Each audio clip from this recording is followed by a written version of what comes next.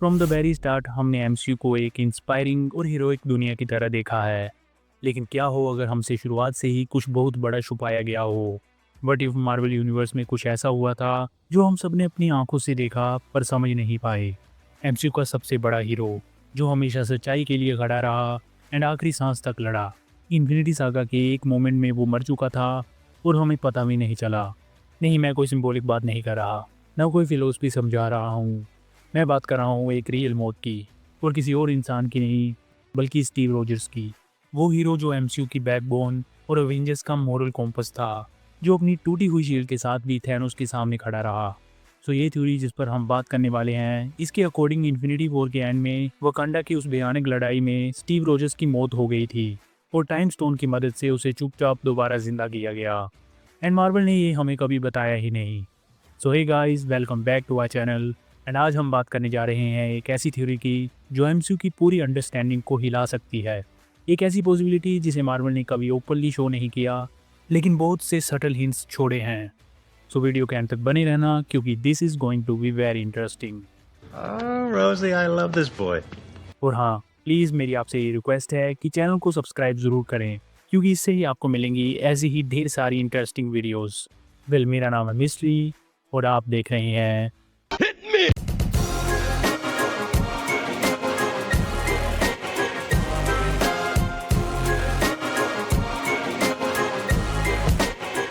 Alright. ये theory कहती है कि स्टीव रोजर्स यानी कैप्टन अमेरिका वकांडा की उस फाइनल फाइट में मारा गया था। वो मोमेंट जब थैनोस ने उसे अपने कॉस्मिक पंच से नीचे गिरा दिया, शायद वही पल उसकी आखिरी सांस थी। आपको ये सीन अच्छी तरह याद होगा। थैनोस के पास 5 इन्फिनिटी स्टोन्स थे। उसका हर पंच हल्क तक को बेहोश कर सकता था। एंड जब वो स्टीव को मारता है, स्टीव जमीन पर गिरता है और फिर वो बिल्कुल नहीं हिलता। कोई आवाज़ नहीं, ना सांस, ना हलचल, एकदम डेड साइलेंस। अब अटेंशन दो, ये सब हो रहा है उस सीन से ठीक पहले जब थैनोस टाइम स्टोन यूज करता है। थैनोस टाइम रिवर्स करता है ताकि विजन को दोबारा जिंदा किया जा सके। लेकिन जैसे ही वो टाइम स्टोन एक्टिवेट करता है, चारों तरफ सब कुछ बदलने लगता है।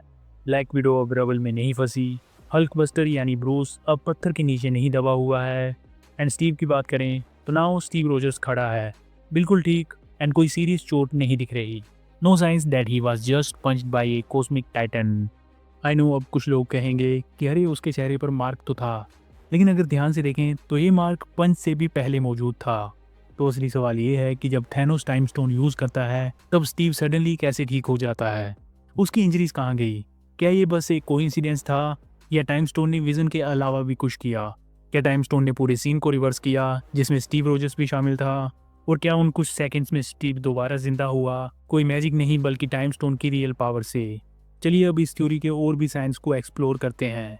स्टीव का बिहेवियर अवेंजर्स एंड गेम में काफ़ी अलग लगता है। वो शांत है, गहरी सोच में डूबा हुआ लगता है, जैसे किसी बहुत बड़े ट्रॉमा से गुजरा हो। वो दूसरों की मदद करता है, जो द ब्लिप इंसिडेंट के बाद गम में थे। वो ग्रुप थेरेपी रन करता है, जैसे कोई रिटायर्ड सोल्जर दूसरे सोल्जर्स की मदद करता है। थिंक अबाउट सैम विल्सन, वो भी एक वेटरन था जो दूसरों की मदद करता था, एंड फिर वो नया कैप्टन अमेरिका बना। लेकिन अगर स्टीव रोजर्स की बात करें, he started as Captain America और एंड गेम में वो एक एडवाइज़र बन जाता है, एक सलाहकार एंड एक पीसफुल इंसान। उसके रोल में जो ये बदलाव आता है वो बताता है कि something big happen to him, maybe something like death. ऐसा हो सकता है कि उसने मौत जैसे डीप एक्सपीरियंस को महसूस किया हो एंड फिर उसे वापस आने का चांस मिला हो। अब कुछ लोग कह सकते हैं कि टाइम स्टोन ने सिर्फ विजन को ही रिवर्स किया था, बट क्या हम बिल्कुल श्योर हैं? हाँ, डॉक्टर स्ट्रेंज मूवी में हमने देखा था कि जब उसने टाइम स्टोन से एक एप्पल पर टेस्ट किया था तो सिर्फ वो एप्पल ही चेंज हुआ था। इसलिए फैंस कहते हैं कि टाइम स्टोन सिर्फ एक ही चीज़ पर असर करता है। लेकिन ज़रा सोचिए, एमसीयू में स्टोन सिर्फ टूल्स नहीं है, उनके अंदर खुद की अवेयरनेस भी है। द अवेंजर्स मूवी में हमने देखा था कि टेसरेक्ट खुद एक्टिवेट हो गया था, एंड डॉक्टर सेल्विग ने यह भी कहा था कि she is acting on her own. यहाँ थोर द डार्क वर्ल्ड की बात करें तो इसमें रियलिटी स्टोन ने जेन फोस्टर को अपनी ओर खींचा था, माइंड स्टोन ने ब्रूस बैनर के इमोशंस को इन्फ्लुएंस किया था, एंड सोल स्टोन के बारे में रेड स्कल कहता भी है कि इस स्टोन के पास अपनी विजडम है। सो अगर बाकी स्टोन्स के पास अपनी विल और अवेयरनेस है, then why would the time stone be any different? Doctor Strange ने टाइटन प्लेनेट पर 14 मिलियन फ्यूचर्स देखे थे और वो सिर्फ एक रास्ता चुनता है, जो होता है अवेंजर्स की जीत का रास्ता। तो हो सकता है इससे टाइम स्टोन ने भी कुछ सीखा हो। एंड जब थैनोस उसे वकांडा में यूज़ करता है तो क्या पता टाइम स्टोन ने खुद एक एक्शन लिया हो स्टीव रोजर्स को बचाने का। टाइम स्टोन जानता था कि स्टीव बहुत ज़रूरी है, वो ही एवेंजर्स को फिर से एकजुट करेगा एंड वो ही उम्मीद की निशानी है। तो शायद टाइम स्टोन ने बिना थैनोस को बताए क्वाइटली स्टीव को जिंदा कर दिया हो। एक सीक्रेट रेजरेक्शन जो हो रहे पूरे केओस में छुप गई और हम उसे कभी प्रॉपरली देख ही नहीं पाए। एंड गेम में पैगी कार्टर एक नाम का जिक्र करती है जो होता है एजेंट ब्रैडोक। ये नाम एमसीयू में फिर कभी नहीं आया, लेकिन मार्वल कॉमिक्स की बात करें तो ब्रैडोक नाम जुड़ा है कैप्टन ब्रिटेन से, क्योंकि ये कैप्टन ब्रिटेन का फैमिली नेम है।